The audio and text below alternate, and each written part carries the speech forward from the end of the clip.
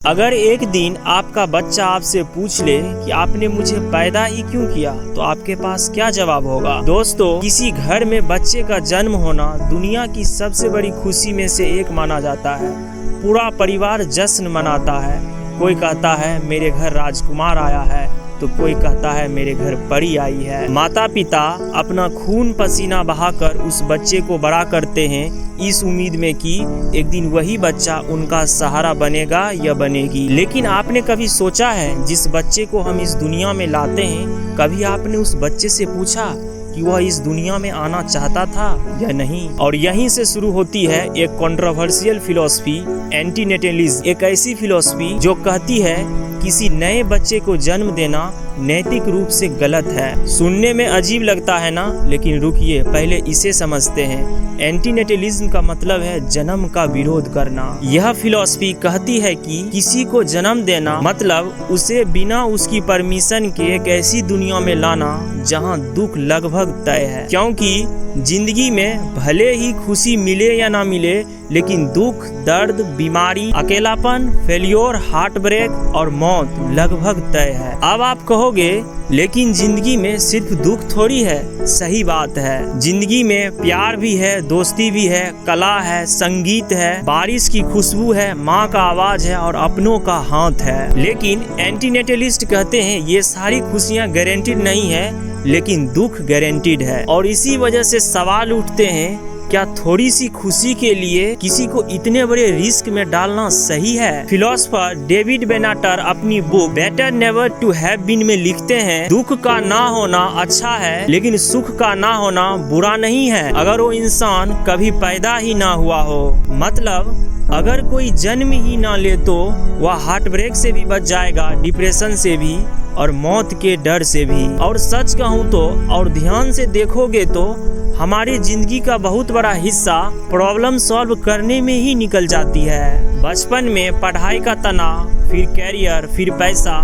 फिर समाज का दबाव, फिर शादी, फिर बच्चों की जिम्मेदारी और आखिर में एक दिन सब कुछ खत्म। शायद इसी वजह से गौतम बुद्ध ने कहा था कि जीवन दुख है। और इसी पर मिर्जा गालिब ने लिखा, ना था कुछ तो खुदा था, ना होता तो खुदा होता, दुआया मुझको होने ने, ना होता तो मैं क्या होता।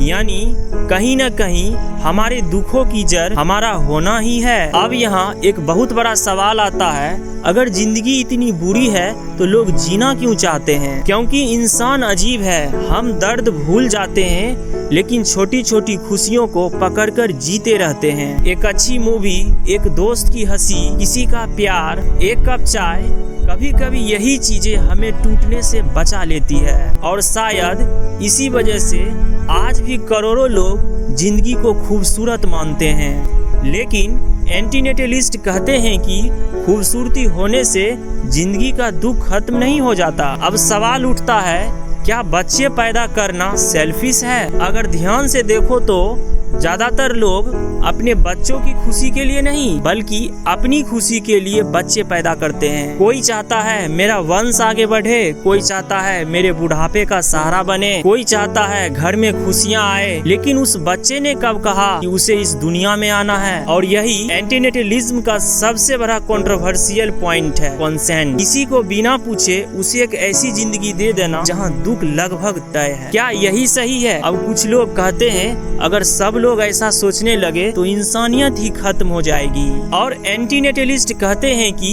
शायद दुख खत्म करने का यही तरीका है। जब इंसान नहीं रहेगा तो युद्ध नहीं होंगे, हार्ट ब्रेक नहीं होगा, गरीबी नहीं होगी, डिप्रेशन नहीं होगा। लेकिन यही यह फिलॉसफी डार्क लगने लगती है, क्योंकि एक तरफ करुणा की बात करती है तो दूसरी तरफ मानव सभ्यता के अंत की। अब यहाँ एक और इंटरेस्टिंग बात आती है कि कुछ एंटीनेटलिस्ट सिर्फ इंसानों के जन्म का विरोध नहीं करते, बल्कि जानवरों की ब्रीडिंग का भी विरोध करते हैं। क्यों? क्योंकि उनके हिसाब से दर्द इंसान नहीं, जानवर जानवर भी महसूस करते हैं। और सच कहें तो मनुष्य ने इस धरती को सबसे ज्यादा नुकसान भी पहुंचाया है। वार, पोल्यूशन, क्लाइमेट चेंज, डिफोरेस्टेशन। कई लोग मानते हैं कि धरती को सबसे ज्यादा नुकसान इंसानों ने पहुंचाया है, लेकिन क्या इसका मतलब सिर्फ इंसान ही बुरा है?